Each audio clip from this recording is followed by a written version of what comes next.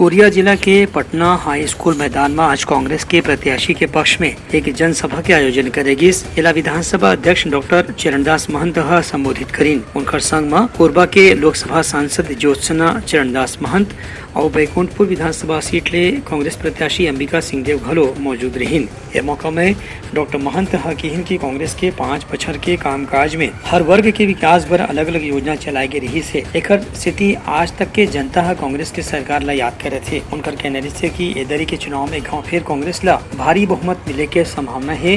काबर की आदिवासी, महिला, मजदूर, किसान, युवा, बेरोजगार हर वर्ग के व्यक्ति कांग्रेस सरकार के कामकाज से बहुत खुश और संतुष्ट हवे। ये जनसभा ला कांग्रेस प्रत्याशी अंबिका सिंहदेव और सांसद ज्योत्सना महंत घलो संबोधित करीन। ब्यूरो रिपोर्ट उत्लंघा न्यूज।